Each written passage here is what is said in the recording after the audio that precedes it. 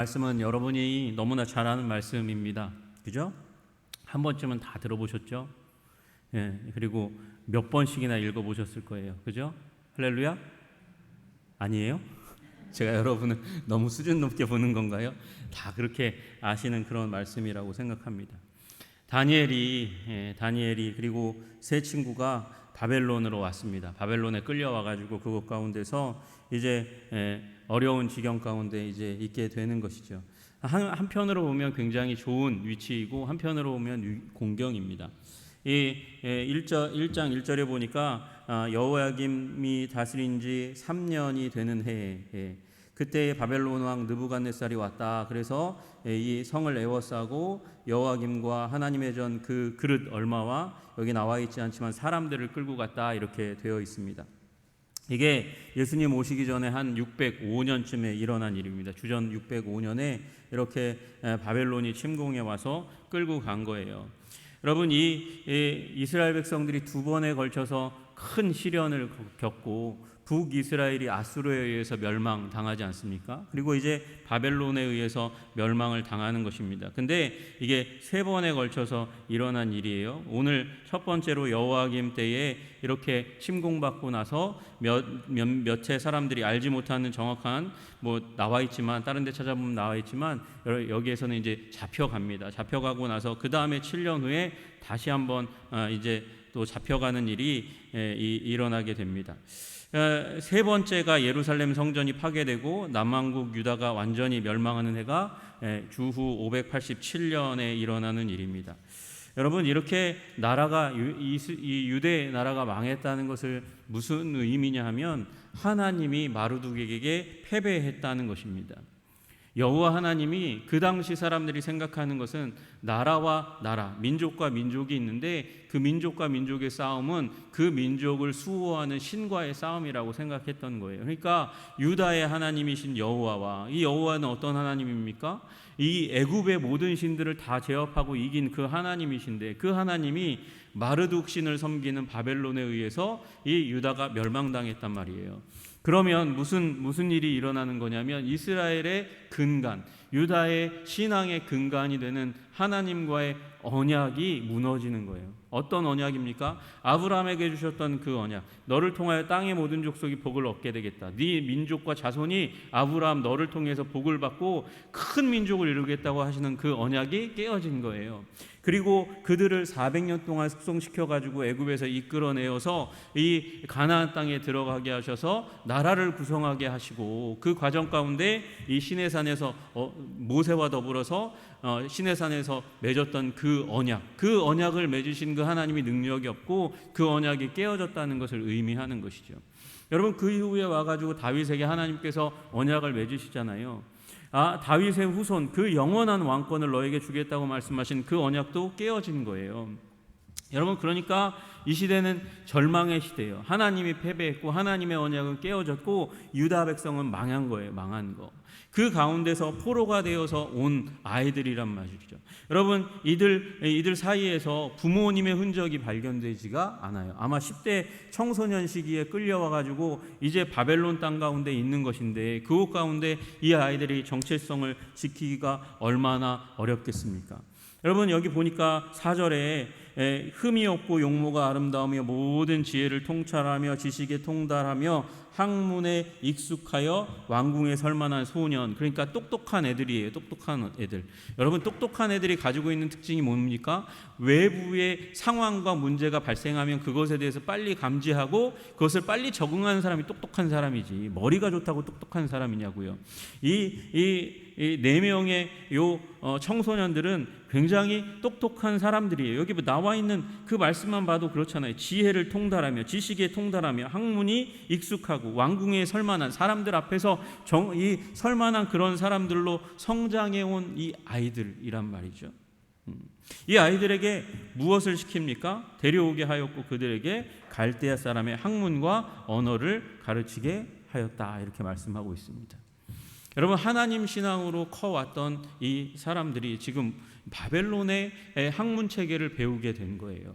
여러분, 그러면 우리 우리가 걱정하는 게 그거잖아요. 지금도 우리 청소년들이 하나님의 말씀을 배우는 것보다 더 많이 세상에 나가서 세상의 학문을 배우는데, 그 밑바닥에 뭐가 있어요? 인본주의가 있고, 또 뭐가 있습니까? 진화론이 깔려 있으니까 하나님에 대한 신앙을 잃어버리면 어떡하나, 그리고 걱정하고 안타까워하지 않습니까?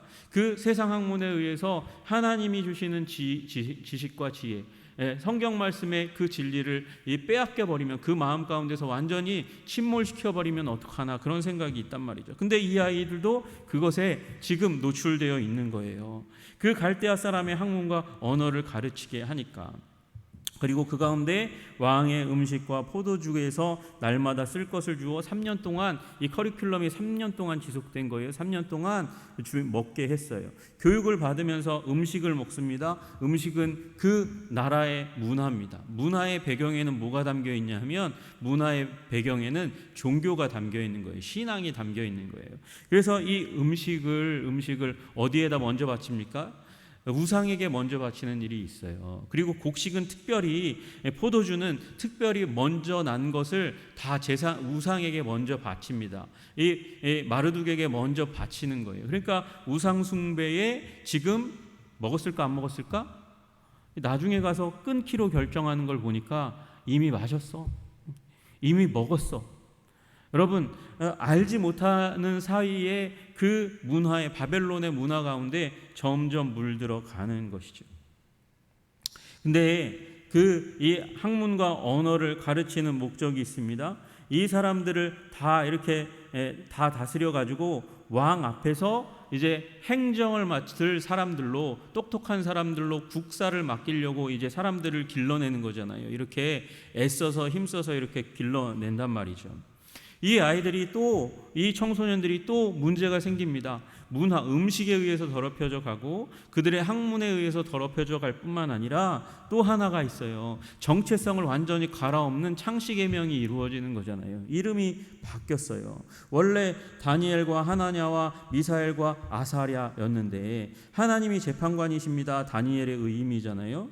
그리고 이 하나냐, 은혜를 베푸시는 하나님, 미사엘, 하나님이 누구시냐, 아사랴, 하나님이 도우신다, 이런 의미를 가지고 있었던 좋은 이름, 아버지께서 주셨던 그 이름을 거기에다가 바벨론식으로 엎어버린단 말이죠. 엎어버려가지고 그 이름을 이 바벨론의 신앙을 닮은 것으로 바꿔버려요. 벨드사살, 바벨론 신의 이름이 벨인데 벨이 그를 도우시리라, 이렇게 말하고, 그 다음에 사드락은 아코, 수메르의 달의 신의 이름이거든요.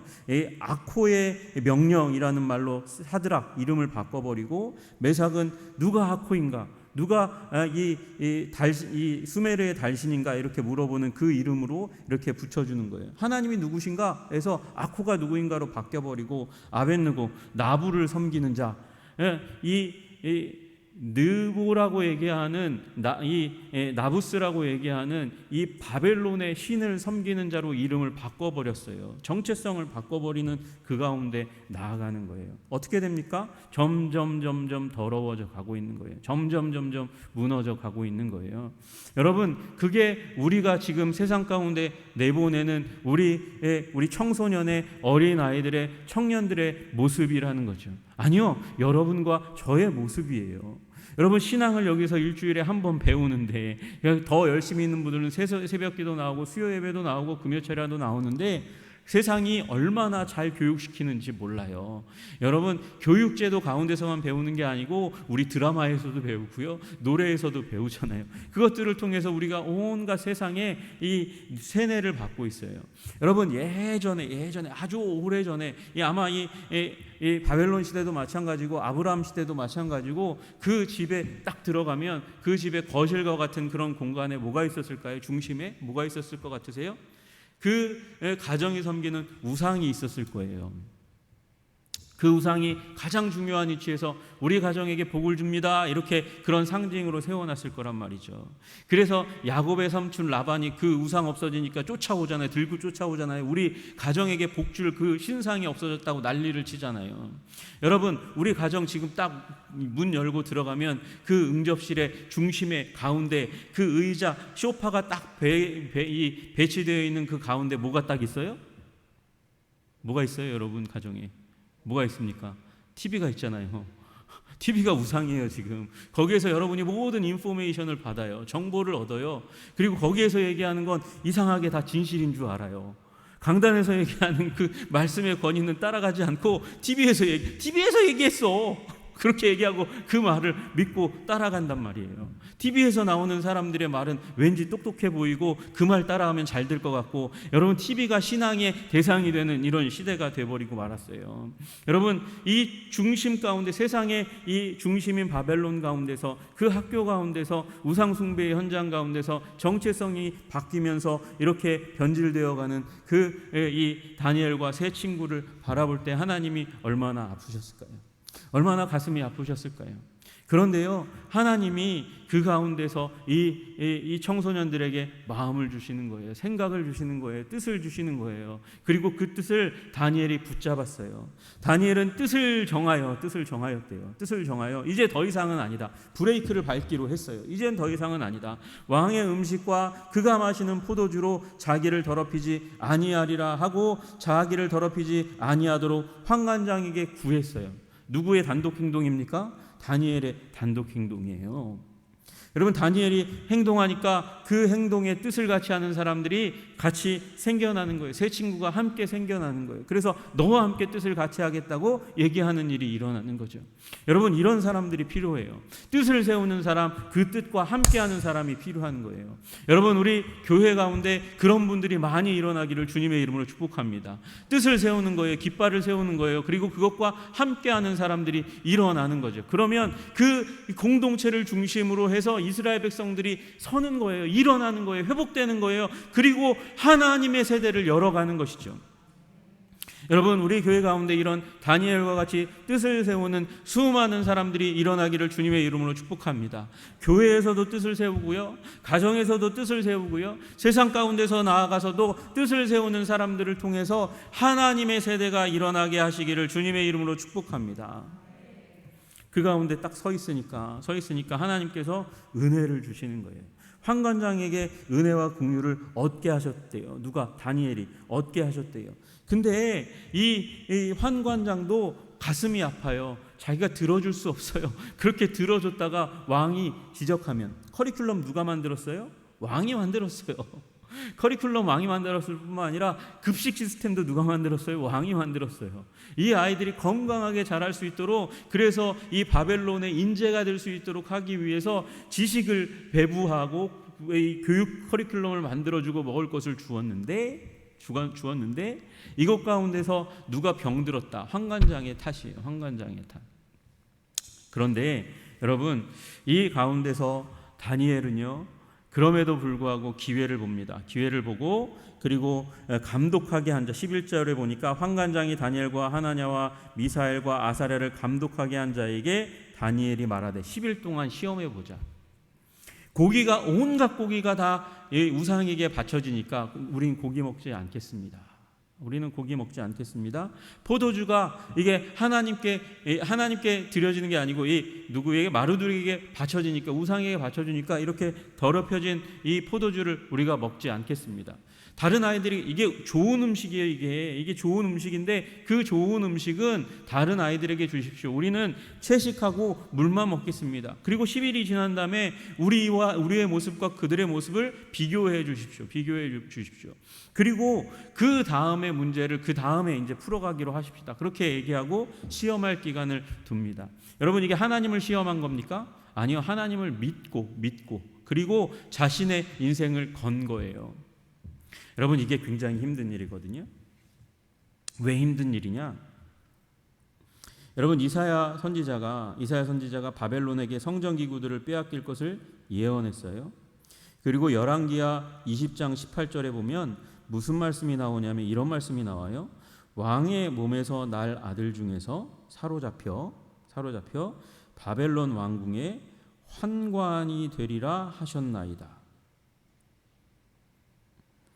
누가요? 왕의 몸에 날 아들 중에서 사로잡혀서 바벨론 왕궁에 가면 환관이 되는 일이 일어날 겁니다. 환관이 뭐죠? 환관이 뭐예요? 넷이죠. 넷이가 뭔지 설명 안 해도 다 아시죠. 예. 지금 이 다니엘과 세 친구를 지금 관리하고 있는 게 누구라고요? 보셨어요? 환관장이에요. 환관 중에서 최고 책임자예요. 그죠? 이 커리큘럼을 잘 이제 마치고 나면 그 중에서 똑똑한 아이들을 뽑아내 가지고 이 예언의 말씀에 따르면 뽑아내 가지고 그들은 이 왕이 느부갓네살이 자기 옆에 끼고 국정을 이끌어갈 책사로 삼겠지만, 그러나 아닌 사람, 떨어진 사람 어떻게 될까요? 어떻게 될까요? 환관장 옆에 있으니까 환관이 될 가능성이 생기는 거예요. 거기다 예언의 말씀이 그렇게 얘기하잖아요. 아니, 왕의 아들만 그런다며요. 왕의 아들 옆에 있다가 자기도 환관되는 일이 일어날지 모르는 거예요. 그걸 지금 자신의 운명을 걸고 지금 하나님을 믿는 신앙 브레이크를 밟고 나는 하나님을 똑바로 믿겠습니다. 그 뜻을 정하고 자기의 인생을 거는 거예요. 믿음을 걸고 주님 앞에 자기의 인생을 드리는 거예요. 여러분, 이렇게 되기가 쉽겠습니까? 여러분, 이스라엘 백성의 정체성이 뭐죠? 하나님의 백성이에요. 하나님의 백성은 어떤 백성일까요? 생육하고 번성하여 땅에 충만하게 되는 게 정체성인 백성이에요. 유대 민족이 잘하는 게 있어요. 그게 생육하고 번성하여 땅에 충만한 거예요. 그게 어디 나타나요? 출애굽기에 나타나잖아요. 출애굽기에 나타나잖아요. 여러분, 나중에 이렇게 비루하고 미천한 멸망당한 민족의 백성이 로마 제국이 일어났을 때, 로마 제국이, 여러분, 요 600년 후에 무슨 일이 일어나냐면 로마 제국에서 단일 민족으로 로마에서 10%를 차지하는 단 하나의 민족이 나타나요. 그게 바로 유대인이 되는 거예요. 생육하고 번성하여 땅에 충만하게 되는데 아주 특화되어 있는 민족이, 하나님께서 복을 주셔서 그렇게 생육하고 번성하는데 애쓰고 힘쓰는 민족이 없어요. 그런데 어떻게 되었습니까? 환관이 되면 그 일을, 생육하고 번성하여 하나님의 백성의 정체성을 이루는 일을 하지 못하는 거예요. 하나님, 이 아이들이 얼마나, 이 청소년들이 얼마나 위대합니까? 하나님이 말씀으로 세우시고 뜻을 주셨어요. 그 하나님을 우상 숭배하는 그것으로 나의 몸과 영혼을 더럽히지 않겠다고 뜻을 세우고 이제 끝, 안 먹겠습니다, 이렇게 얘기하는 거예요. 그 순간 하나님께서 예배자를 찾으신 것이죠. 여러분, 하나님이 찾으시는 존재가 어떤 존재라고요? 신령과 진정으로 예배하는 자를 하나님께서 찾으세요. 하나님께서, 여기 성경 찾아보세요. 하나님께서 전도자를 찾는다는 말씀이 있나? 신령과 진정으로 예배하는 자를 찾으신다고 말씀하세요. 저는 제 인생이 정말 선교학을 배우고 선교사를 섬기는 해외선교위원회에서 10년 정도 선교사님들을 섬겼고, 또 선교 단체에서 2년 동안 제 인생을 쏟아부어서 이 선교를 교육하는 일을, 그리고 지금도 하고 있지만 그 여파로 그 부분을 했다는 것에 대해서 너무나 감사하고 찬양해요. 그러나 선교보다 더 위대한 주제가 있어요. 그게 예배예요. 그게 하나님이세요. 여러분, 선교는 누구를 위한 사역이죠? 사람을 구원하기 위한 것이에요. 예배는 누구를 위한 일이죠? 하나님을 위한 것이에요. 여러분, 사람이 중요합니까? 하나님이 중요합니까? 하나님이 더 중요해요. 하나님을 사랑하고서야 우린 비로소 사람을 진정으로 사랑할 수 있어요. 사람을 섬기겠다고 빈민가로 나아갔던 사람, 가난한 사람들에게 나아갔던 사람, 병들었던 사람들에게 나아갔던 사람들 다 뒤로 자빠져요. 왜요? 사람은요, 악하거든요. 섬기다 보면 그들의 악함 때문에 질리고, 나의 자원 없음, 사랑 없음 때문에 질리고 쓰러지고 자빠져요. 그러나 하나님께서 예배하는 자들에게 부어주시는 그 능력을 경험하면 그 예배의 능력 때문에 사람들을 섬길 수 있는 에너지가 고갈되지 않는 거죠. 그래서 우리는 선교적 삶을 살기 전에 먼저 예배자의 삶을 살아야 하는 거예요. 여러분, 이 다니엘이 예배에 목숨을 걸기로 했기 때문에 하나님께서 그 운명, 인생을 거니까 하나님께서 그 예배자에게 함께 하시는 거예요. 복을 주시는 거예요. 능력을 주시는 거예요. 지혜를 주시는 거예요. 지식을 주시는 거예요. 꿈과 몽조를 깨달아 알 수 있는 능력을 쏟아부어 주시는 줄로 믿으시기를 주님의 이름으로 축복합니다. 여러분, 우리 교회가 여러분 오해하지 말고 들으세요. 보니까 주택가 안에 콕 박혀 있어요.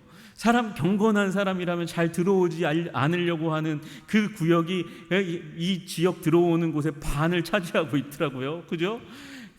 제가 제가 여기 설교 처음 하러 오기 전에 2번 정도 왔어요. 해외 선교위원회 우리 섬길 때에 이 정기총회도 왔고요. 그다음에 파송 예배로도 왔어요. 왔는데 골목이 좁아. 힘들겠다. 우리 교인들 많이 힘들겠다. 근데 와서 막 얘기 들어보니까 별로 안 힘들대. 믿음이 너무 뛰어나신 것 같아. 저는 바라보면서 힘드시겠다 그렇게 생각이 들었는데, 여러분 이 자리 가운데서 50년 동안 자리를 지키고 있었던 이유, 저는 그렇게 믿습니다. 한성교회가 그래도 예배의 영광을 체험한 교회라고. 그런데 그 예배의 영광을 더욱더 아름답게 힘있게 체험하는 교회 되기를 주님의 이름으로 축복합니다. 여러분, 예배가 예배학자는요, 말씀의 예배가 있고 성례전의 예배가 있다고 하는데, 저는 예배 가운데 정말 중요한 예배가 찬양이라고 생각해요. 저는 찬양을 인도하는 우리 형제님들 너무 많아서 한성교회 너무 좋은데, 여러분 찬양을 인도하는 분을 찬양 인도자라고 얘기하지 말고 예배 인도자라고 얘기했으면 좋겠어요. 여러분, 예배를 인도하는 거예요.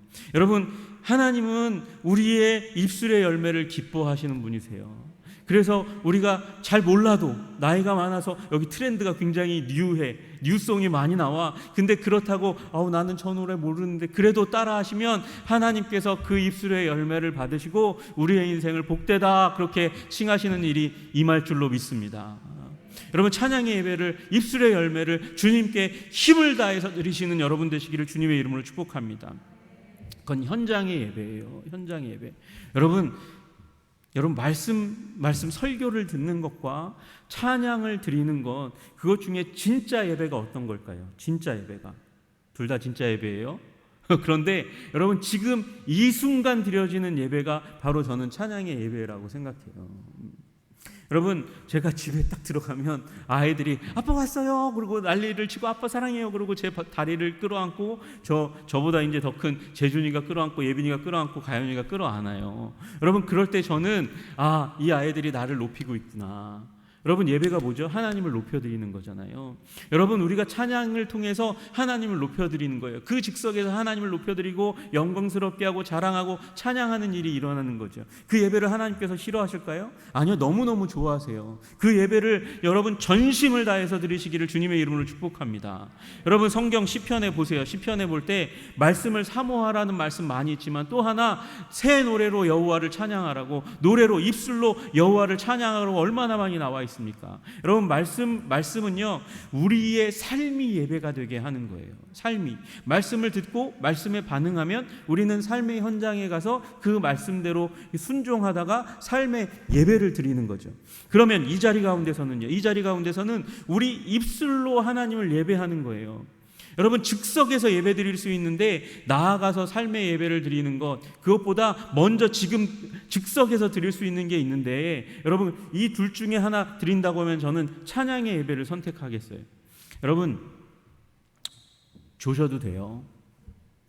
근데 찬양할 때는 목소리를 드높이면서 목이 터져라 찬양하세요. 우리 5 아이가 있는데 이 가정이에요. 내 아이는 아빠가 좋다고 막 뛰어가지고 아빠 사랑해요, 아빠 좋아요, 너무 좋아요, 아빠가 사주신 사탕이 너무 맛있어요, 장난감이 너무 좋아요, 막 이렇게 얘기하고 있는데, 저 옆에서 한 아이가 팔짱을 끼고 이러고 있다면 아빠는 나쁜 아빠야. 아니, 나쁘지는 않은데 내가 지금 불만이 있어 이러고 있으면 제 마음이 기쁠까요? 아니요, 안 기뻐요. 그 아이 때문에 쟤는 왜 나한테 저러지? 내가 뭘 잘못했나? 저 아이의 마음을, 내 아들, 딸의 마음을 내가 섭섭하게 한 게 있나? 왜 그러지? 그러고 고민하잖아요. 마음이 아프잖아요. 그 마음, 정말 아파하는 일이 생기면 마음이 아프잖아요. 여러분, 그 찬양의 예배 가운데 마음을 풀고 주님 앞에 찬양하세요. 그러면 하나님의 기쁨이 우리 마음 가운데 임하게 되는 줄로 믿으시기를 주님의 이름으로 축복합니다. 그리고 말씀 가운데 여러분 다 이해하지 못해도 좋아요. 어떻게 하나님의 모든 역사를 다 기억할 수 있겠습니까? 그러나 그 말씀을 들으면서 하나님이 나를 사랑하시고 나에게 오늘 은혜를 주시고 나에게 오늘 능력을 주시고 하나님께서 나를 도우신다는 그 믿음 가지고 삶의 현장 가운데서 그 믿음을 구사해 나아가면 하나님께서 그곳 가운데 놀라운 기적과 이사를 베푸시는 것이죠.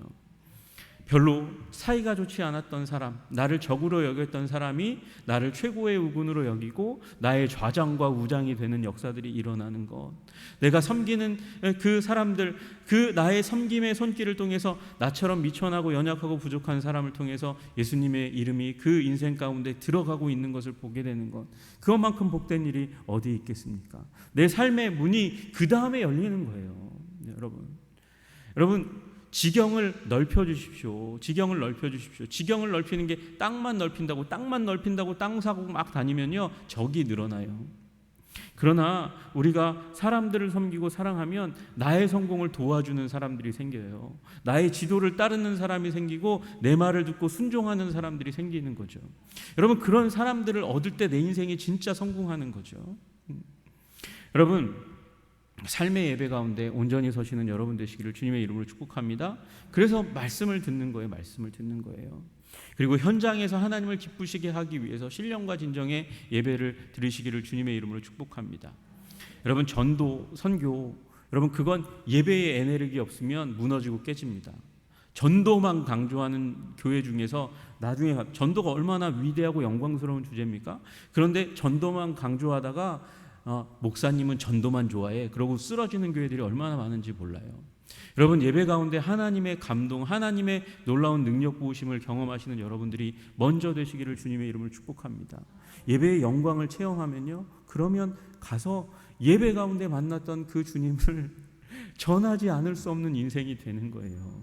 억지로 하는 게 아빠가 어딨니? 예. 할렐루야. 그렇습니다. 우리의 아버지를 높이면 우리의 아버지가 우리에게 능력을 주시는 줄로 믿습니다. 우리의 아버지를 찬양하고 경배하고 예배하면 그 아버지께서 우리를 귀히 여기고 아빠 부르면 달려가잖아요.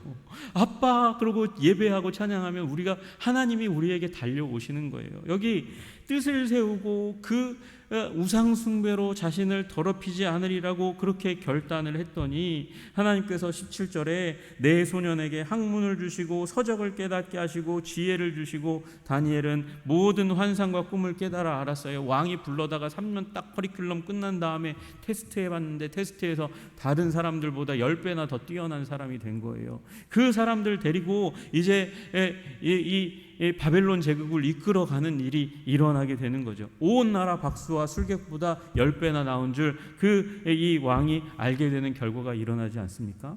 여러분, 예배의 사람이 되면 하나님께서 예배자에게 은총을 베풀어 주시는 줄로 믿으시기를 주님의 이름으로 축복합니다. 한번 따라 하십시다. 예배자는 예배의 대상을 담습니다. 하나님을 예배하면 하나님을 닮습니다. 여러분, 우리가 하나님을 예배하면요, 하나님을 닮아요. 하나님의 능력이 우리에게 들어와요. 하나님의 지혜가 우리 가운데 들어와요.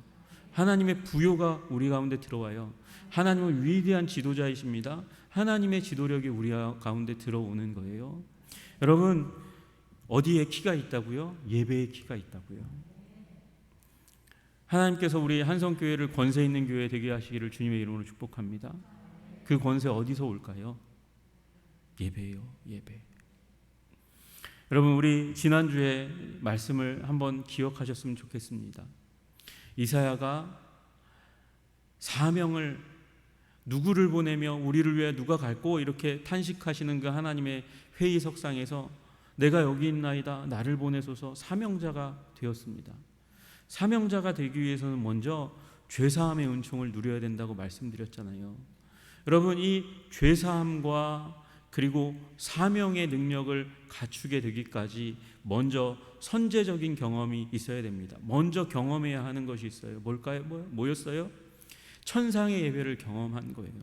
문지방이 흔들리도록 찬양하는 그룹들의 예배를 경험하니까 이스라엘의 예배, 나의 예배가 얼마나 부질없는 것이었고 그 예배가 얼마나 연약하고 그리고 보잘것없는 것이었는지 깨달으면서 거기에서부터 우리의 죄악, 입술의 죄악이 된 것이구나 깨닫게 되면서 그 예배의 회개 가운데 들어간 거예요. 입술의 회개, 예배의 회개 가운데 들어간 것이죠. 여러분, 우리 한성교회의 예배, 제일 큰 책임은 저에게 있습니다. 그러나 여러분이 예배를 위해서 기도해 주시기를 주님의 이름으로 축복합니다. 주님, 한성교회 예배를 붙들어 주시옵소서. 성령이 역사하시는 예배가 되게 주시옵소서. 말씀이 말씀답게 선포되는 자리가 되게 하여 주시옵소서. 그래서 한성교회에서 예배 드릴 때마다 주님께서 신령과 진정의 예배자를 찾으시고 하나님께서 기쁨으로 그 예배 가운데서 우리 백성의 예배를 누리시는 이 예배자의 자리, 한성교회의 예배터가 될 수 있도록 주님 도와주시옵소서. 한성교회가 우리 교인들이 교회로 모여서 예배드릴 때마다 주님 문지방이 흔들리는 놀라운 역사가 있게 하여 주시옵소서. 오늘 뜻을 정하길 원합니다. 예배로 세속에 흔들리지 않겠습니다. 예배의 순수성을 우리가 지향하면서 예배를 지키는 자가 되기를 원합니다. 주님, 내가 작정한 예배마다 내가 다니엘과 같은 예배자 되게 해주시고 이사야와 같은 예배자가 되게 해주셔서 예배의 자리에서 주님의 영광을 경험하게 해 주시옵소서. 주님의 기쁨이, 나의 예배를 통해서 누리는 그 주님의 기쁨이 나에게까지 다시 돌아오게 해 주십시오. 그렇게 기도하시는 여러분과 제가 되기를 주님의 이름으로 축복합니다. 기도하겠습니다. 주님, 하나님 아버지, 다니엘과 세 친구를 통해서 오늘 하나님 한 시대를 변화시켰던 한 공동체의 놀라운 시작을 보게 됩니다. 하나님, 다니엘과 세 친구는 예배자였습니다. 하나님, 더럽혀져가는 그 상황 가운데서 브레이크를 걸고 뜻을 정하여 예배의 사람이 되기로 결단하고야 말았더니 하나님께서 그들에게 복을 주셨습니다. 하나님, 우리가 그렇게 결단할 수 있도록 주님 도와주시옵소서. 우리로 예배의 사람이 되게 하여 주시옵소서. 그 대가가 비록 환관이 되는 것일지언정 그 목숨 걸고 자신의 인생을 걸고 하나님 앞에 자신이 드렸던 아버지 이 세 친구처럼, 다니엘과 세 친구처럼 우리도 우리의 인생을 하나님께 거는 자들이 될 수 있도록 우리를 붙들어 주시옵소서. 예수 그리스도 이름 받들어 기도드리옵나이다. 아멘.